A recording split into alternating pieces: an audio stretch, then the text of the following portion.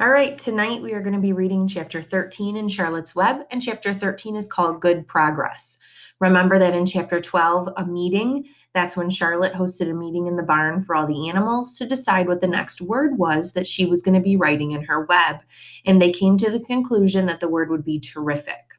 Now, chapter 13 is just a little bit longer, so get comfy and cozy and settled in, and we're going to start Good Progress. Far into the night, while the other creatures slept, Charlotte worked on her web. First, she ripped out a few of the orb lines near the center. She left the radial lines alone, as they were needed for support. As she worked, her 8 legs were a great help to her. So were her teeth. She loved to weave, and she was an expert at it. When she was finished ripping things out, her web looked something like this. A spider can produce several kinds of thread.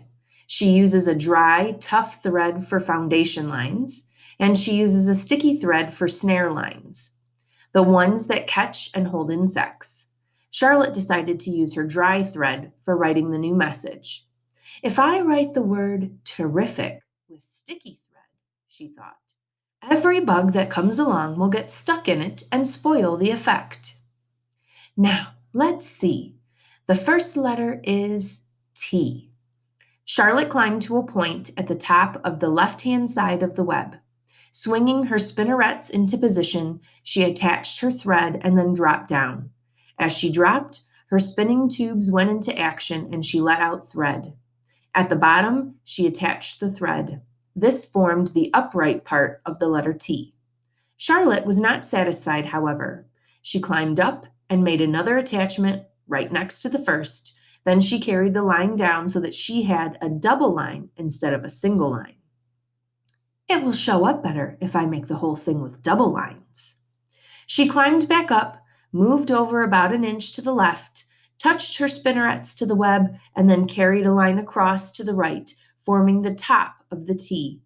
She repeated this, making it double. Her 8 legs were very busy helping. Now for the E.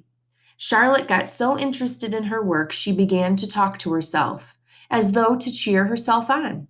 If you had been sitting quietly in the barn cellar that evening, you would have heard something like this.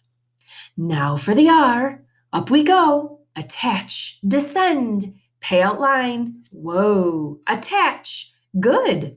Up you go. Repeat. Attach. Descend. Pay out line. Whoa, girl. Steady now. Attach. Climb. Attach. Over to the right.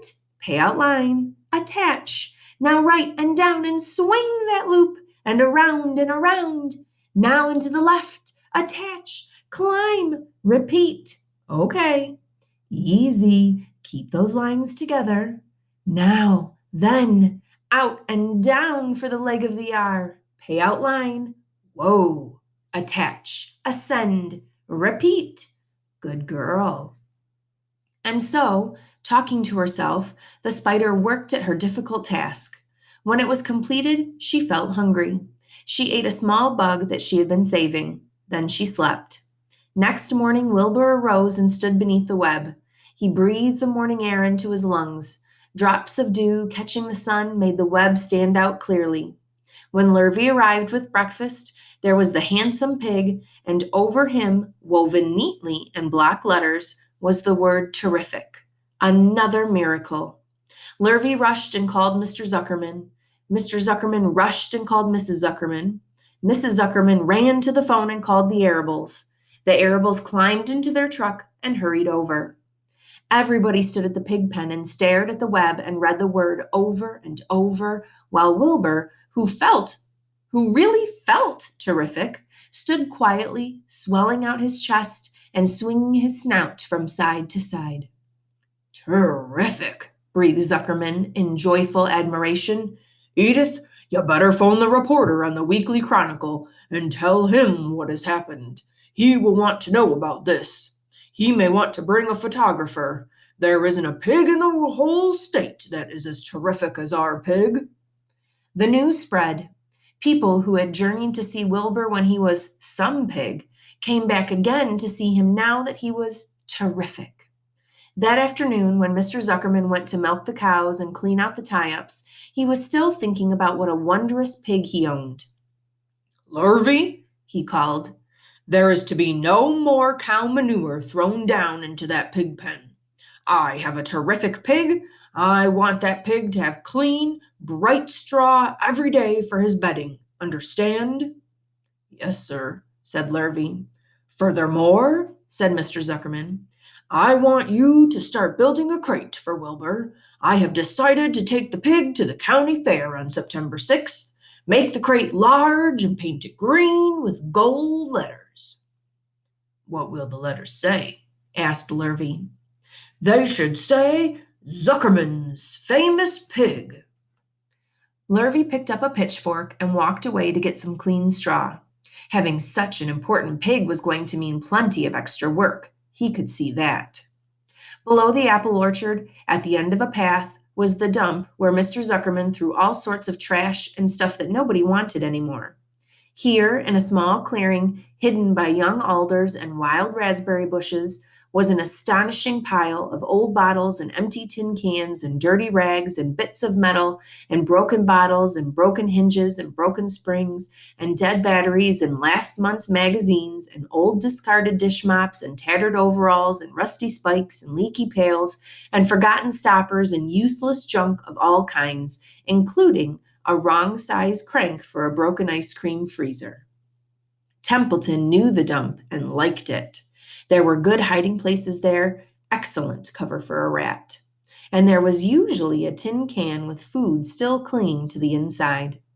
Templeton was down there now, rummaging around. When he returned to the barn, he carried in his mouth an advertisement he had torn from a crumbled magazine. "How's this?" he asked, showing the ad to Charlotte. "It says crunchy. Crunchy would be a good word to write in your web." "Just the wrong idea," replied Charlotte.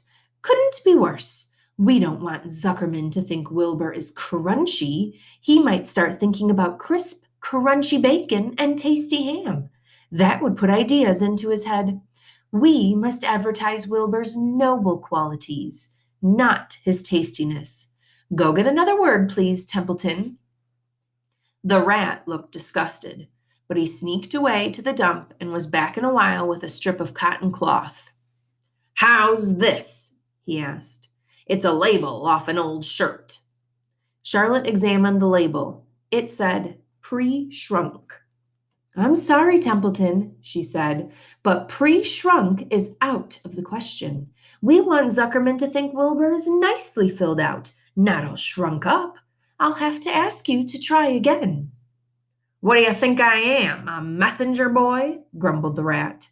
"I'm not going to spend all my time chasing down to the dump after advertising material." "Just one more, please," said Charlotte. "I'll tell you what I'll do," said Templeton. "I know where there's a package of soap flakes in the woodshed. It has writing on it. I'll bring you a piece of the package." He climbed the rope that hung on the wall and disappeared through a hole in the ceiling.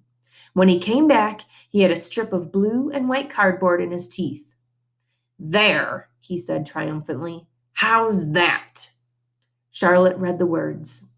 "With new, radiant action." "What does it mean?" asked Charlotte, who had never used any soap flakes in her life. "How should I know?" said Templeton. "You asked for words and I brought them. I suppose the next thing you'll want me to fetch is a dictionary." Together they studied the soap ad. "With new, radiant action," repeated Charlotte slowly. "Wilbur," she called. Wilbur, who was asleep in the straw, jumped up. "Run around," commanded Charlotte. "I want to see you in action, to see if you are radiant." Wilbur raced to the end of his yard. "Now back again. Faster," said Charlotte. Wilbur gathered back. His skin shone. His tail had a fine, tight curl in it. "Jump in the air," cried Charlotte. Wilbur jumped as high as he could. "Keep your knees straight and touch the ground with your ears," called Charlotte. Wilbur obeyed. "Do a backflip with a half twist in it," cried Charlotte. Wilbur went over backwards, withering and twisting as he went. Okay, Wilbur, said Charlotte. You can go back to sleep. Okay, Templeton, the soap ad will do, I guess. I'm not sure Wilbur's actions is exactly radiant, but it's interesting. Actually, said Wilbur, I feel radiant. Do you? Said Charlotte, looking at him with affection. Well, you're a good little pig, and radiant you shall be. I'm in this thing pretty deep now. I might as well go the limit. Tired from his romp, Wilbur lay down in the clean straw. He closed his eyes. The straw seemed scratchy, not as comfortable as the cow manure, which was always delightfully soft to lie in. So he pushed the straw to one side and stretched out in the manure. Wilbur sighed. It had been a busy day, his first day of being terrific. Dozens of people had visited his yard during the afternoon, and he had had to stand and pose, looking as terrific as he could. Now he was tired. Fern had arrived and seated herself quietly on her stool in the corner. Tell me a story, Charlotte, said Wilbur as he lay waiting for sleep to come. Tell me a story. So Charlotte, although she too was tired, did what Wilbur wanted. Once upon a time, she began, I had a beautiful cousin who managed to build her web across a small stream. One day, a tiny fish leapt into the air and got tangled in the web. My cousin was very much surprised, of course. The fish was thrashing wildly. My cousin hardly dared tackle it, but she did. She swooped down and threw great masses of wrapping material around the fish and fought bravely to capture it. Did she succeed? Asked Wilbur. It was a never to be forgotten battle, said Charlotte. There was the fish, caught only by one fin, and its tail wildly thrashing and shining in the sun. There was the web, sagging dangerously under the weight of the fish. How much did the fish weigh? Asked Wilbur eagerly. I don't know, said Charlotte. There was my cousin, slipping in, dodging out, beaten mercilessly over the head by the wildly thrashing fish, dancing in, dancing out, throwing her threads and fighting hard. First, she threw a left around the tail. The fish lashed back. Then a left to the tail and a right to the middle section. The fish lashed back. Then she dodged to one side and threw a right and another right to the fin. Then a hard left to the head, while the web swayed and stretched. Then what happened? Asked Wilbur. Nothing, said Charlotte. The fish lost the fight. My cousin wrapped it up so tight it couldn't budge. Then what happened? Asked Wilbur. Nothing, said Charlotte. My cousin kept the fish for a while, and then, when she got good and ready, she ate it. Tell me another story, begged Wilbur. So Charlotte told him about another cousin of hers who was an aeronaut.